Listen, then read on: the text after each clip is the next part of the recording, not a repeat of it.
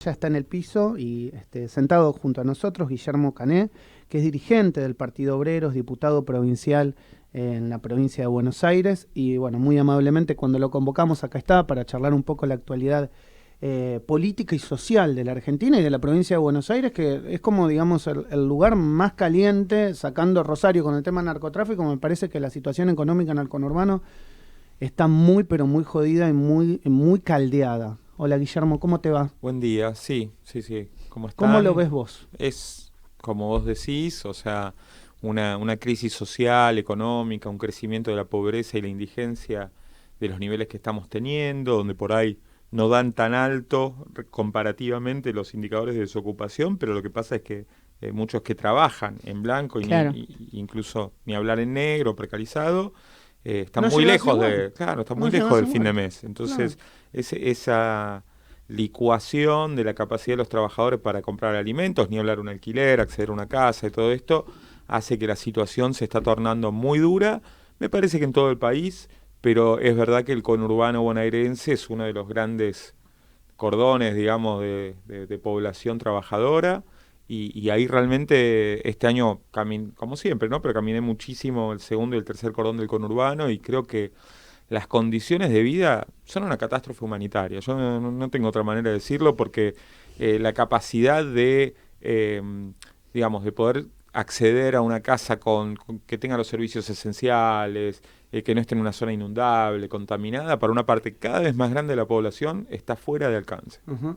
Eh, es importante esta descripción que nos estás haciendo. En estas horas el gobierno acaba de anunciar el IFE 5, Josefina. Exacto, están diciendo que, bueno, precisamente ya era oficial que van a poner 50.000 pesos para cada persona que no reciba ningún tipo de subsidio y que esté sin trabajo. En varias cuotas, ¿no? Va a ser en 3 cuotas, en realidad son 49.500 pesos, son 3 cuotas de 16.500 Ok. pesos. Ujú. Este, Eso O sea, es un es para paliativo. gente que no recibe ni la Nada. asignación nada, ni ningún plan nada, social, como venían nada. Ni diciendo. sos Nada, no ni sos tampoco tributista trabajar, categoría ni 16 A. mil pesos el mes. Exacto.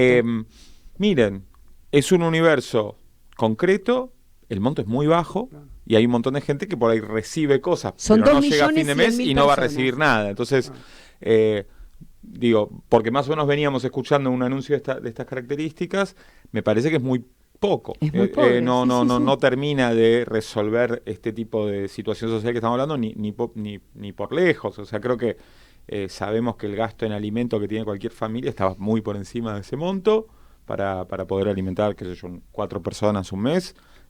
Con 16.000 pesos no estamos ni arrimando. Así que bueno, me Ahora, parece un anuncio muy por detrás de las necesidades. Creo que hace rato se está notando que este gobierno hace de su único eje ordenador el acuerdo con el Fondo Monetario Internacional y bueno, después el resto son unos vueltitos, ¿no? eh, recién hablábamos con Josefina y con Julián un tema que a nosotros nos preocupa fuera de aire, que no es solamente este año. Uno dice, bueno, este año uno más o menos a nivel particular tiene trabajo, la trata de pilotear, te restringís en algunas cosas, pero la tratas de pilotear. El año que viene va a ser peor, porque es un año de elecciones, un año muy difícil, y además el gobierno tiene casi seguro, según las encuestas, que va a perder. Y según, digamos, las encuestas, quien ganaría vendría a ser un ajuste aún mayor sobre algún sector importante de la población. ¿Qué nos queda? ¿Cuántos años vamos a tener de ajuste en la Argentina? Sí, yo creo que lo que seguro va a ser peor, o sea, este año la inflación le ganó a los salarios por paliza. Entonces, bueno, si esa es la tendencia que se mantiene, entonces la distancia va a seguir cada vez más lejos. Y medidas como la que se está tomando con estos dólares desdoblados y demás, hablando de una continuidad en una devaluación que será cuotificada, que no será o no será, con una estampida más rápida, pero que está colocando la inflación que se proyecta para este año por encima de 100 y donde con un gobierno que está muy debilitado, que está muy dividido, no podemos descartar una escalada tipo una hiperinflación, ¿no? Que sería un desastre social. Uh-huh.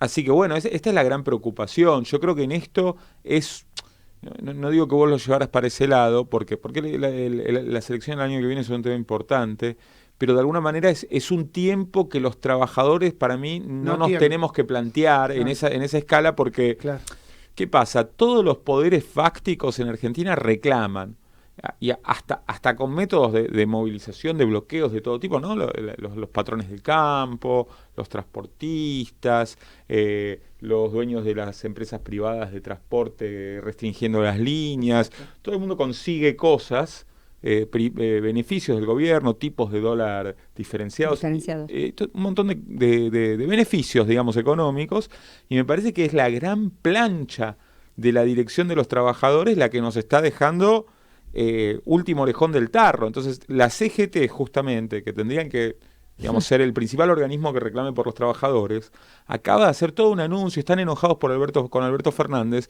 pero ¿ustedes vieron cuál es el tema del enojo? Tiene que ver con si el ministro es de ellos, si los diputados el año que viene van a ser ellos en las listas o va a ser otro. O sea, realmente los temas de los trabajadores están fuera de agenda. O sea, que se amigan o se pelean con el gobierno, no tienen nada que ver con este problema. Entonces me parece que los trabajadores tenemos que resolver eso, que la idea de leer todo en clave de quién gana las elecciones en el 2023, ojo, el Frente de Izquierda tiene posición sobre qué hacer en las elecciones del 2023, pero digo, hoy yo creo, y me imagino que muchos escuchas lo deben sentir parecido, que tenemos un montón de rounds antes de llegar a octubre del año que viene, y que nos preocupa cómo nuestras familias, nuestro entorno, nuestros afectos van a poder enfrentar eso, nuestros compañeros de trabajo. Dale, José. Guillermo, vos sabés que yo te escucho y la verdad es que, como te decía fuera de aire, vengo siguiendo toda la problemática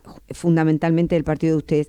Pero lo que me pregunto es esto, Guille, ¿no es el momento de que cada uno de los partidos empiece a decir cómo salimos de esto? Absolutamente. ¿Me entendés? Porque yo te digo, no sé, yo como profesional, como mamá, todo el mundo me está contando qué es lo que estamos padeciendo. Yo lo vivo, al igual que vos, que él lo vive. Pero ¿cómo salimos de esto? Estoy con vos, no alcanza con un diagnóstico. ¿Me entendés? Ya basta de diagnóstico. Nos pasó el 2022 con diagnósticos. Bueno, es así. ¿El tema cuál es? A principio de año nos dijeron que podía haber un acuerdo con el Fondo Monetario que no afectara el crecimiento, que no significara un aumento en pobreza. Y esto fue una discusión. Entonces, pasemos ahora a la propuesta, pero ¿por qué digo esto? Porque la propuesta del Frente Izquierda, mucha gente dice no se puede, es demasiado extrema. Pero ustedes decían, si firmamos con el fondo va a pasar esto, pasó, ok. Y pasó. Entonces, el diagnóstico yo le doy un valor porque nos decían, mira, si no tenemos un acuerdo con el fondo va a haber más devaluación.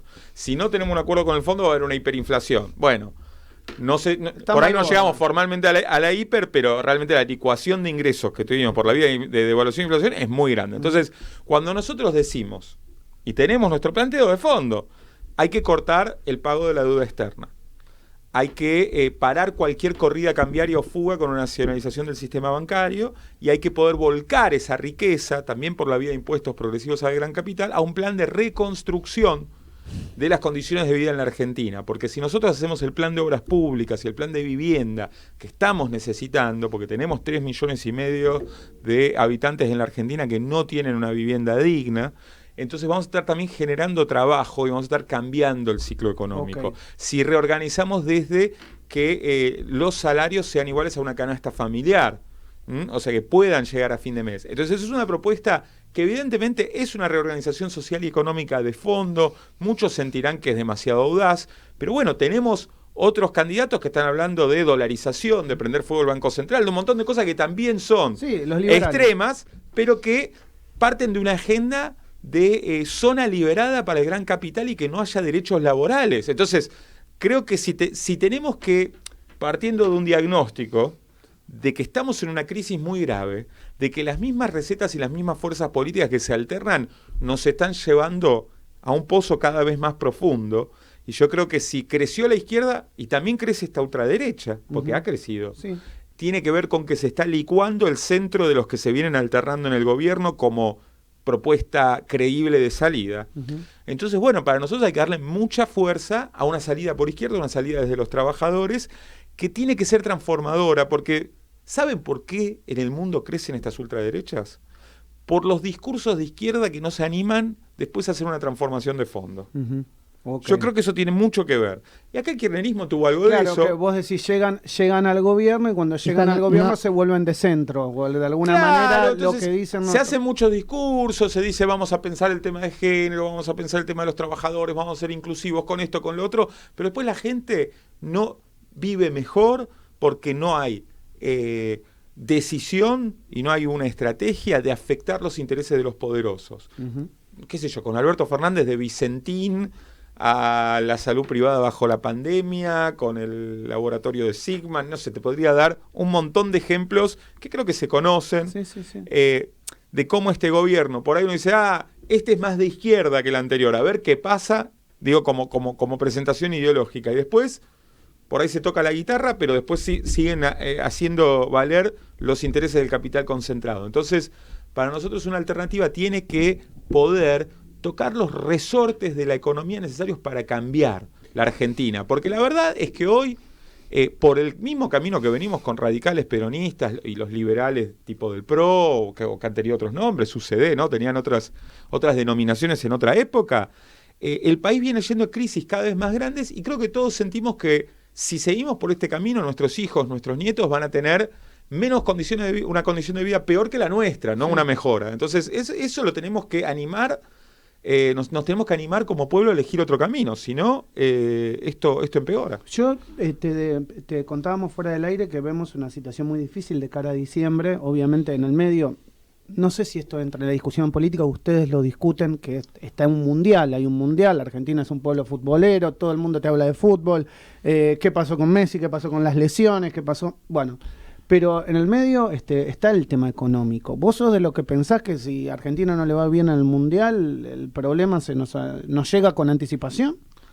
Mirá, yo creo que Argentina, obvio que es un país muy futbolero, obvio que la selección viene logrando algunos resultados que hace mucho no se daban y que hay una gran expectativa en sí, ¿no? Si dentro de la carrera de un jugador como Messi se puede llegar de vuelta a un título y demás. O sea que es obvio que el país está pensando en eso y que va a ser un momento donde la tensión se va a centrar muy fuerte en el Mundial. Ahora, qué sé yo le escuchaba a un compañero nuestro, por ejemplo, Eduardo Beliboni del Polo Obrero, que decía, nosotros queremos una solución a los reclamos que estamos haciendo. Todo el mundo quiere estar en noviembre en la casa viendo el Mundial, ¿no? O pasaba con Alejandro Crespo, cuando estaban acá en el Ministerio de Trabajo, el SUTNA, creo que también decía algo parecido, ¿no? Nadie quiere hacer un reclamo por deporte, pero bueno, me parece que va a depender mucho también de que aparezcan soluciones, porque mucho no va a esperar. Capaz que vamos un mes más lento en algunas cosas, en lo político y demás, pero esos paréntesis, si no resuelven los problemas de fondo, lo pueden patear unas semanas nomás. No le daría un lugar demasiado importante en el análisis. Mira, fíjate. Hubo esta situación tremenda que todavía no se ha investigado lo suficiente y esclarecido del atentado contra Cristina Kirchner. Antes de ese atentado, el país estaba hablando de un gobierno que estaba aplicando el ajuste. Y ahí tuvimos unas semanas donde el tema cambió. Pasó a ser otro. Tema político, no deportivo, como el que vos planteás. Pero digo, cambió el tema. Ahora eso, ¿cambia la sensación que se vive en el país? No, o sea, las cosas se han ido... retomando, lógicamente hay un tema grave, nosotros lo hemos denunciado, queremos que lo que aparentemente son estos sectores de ultraderecha vinculados al atentado se investiguen, hay que saber si hay alguien detrás de ello, ¿no? Bueno, eso tiene que avanzar, pero digo, hasta un hecho tan grande como ese que se comentó en todo el mundo, Argentina fue noticia mundial por este hecho tan grave, y lógicamente los primeros días concitó la atención central, pero el problema del salario, el problema de la pobreza, el problema de llegar a fin de mes reaparece porque bueno, para el que lo está enfrentando es ineludible, para el que no puede pagar el alquiler, para el que se le acaba el mes para comprar alimentos el día 15 y está comprando por ahí con tarjetas si tiene, o endeudándose para comprar alimentos, como tantas familias o lo que fuese, está todo bárbaro el sentir la pasión del fútbol, pero no va a alcanzar a tapar ni en una victoria ni en una derrota, la realidad social de la que hay que dar cuenta. Preguntémosle a los jubilados, por ejemplo. Totalmente. Bueno, Guillermo, te queremos agradecer, como siempre, por estar aquí en Radio Sónica, por estar con nosotros y de alguna manera describirnos la situación. Vamos a seguir hablando de cara a fin. Bueno, Sí. un avisito. Adelante, obvio. Hoy nos movilizamos a la gobernación con la multisectorial de derechos humanos de La Plata por la durísima represión y realmente demencial que se vivió en el partido de Gimnasia. Estamos pidiendo junto a un montón de organizaciones que Sergio Berni no puede seguir al mando del Ministerio de Seguridad. Lo dicen muchos organismos de derechos humanos, hasta algunos simpatizantes del Frente de Todos dentro de los organismos de derechos humanos. Berni le da vía libre a la policía brava contra la juventud y los trabajadores. Facundo Castro, Guernica, podría dar un montón de datos. No quiero hacerte la más larga. Hoy a las 5 de Plaza Moreno a la Gobernación. Y bueno, voy a estar ahí. Vamos a estar con la multisectorial de derechos humanos de La Plata, Berisso y Ensenada. Quería pasar ese aviso. Gracias, Guillermo. Muchas gracias. Guillermo, dirigente del Partido Obrero, diputado provincial de la provincia de Buenos Aires, charló con nosotros en la mañana del arranque.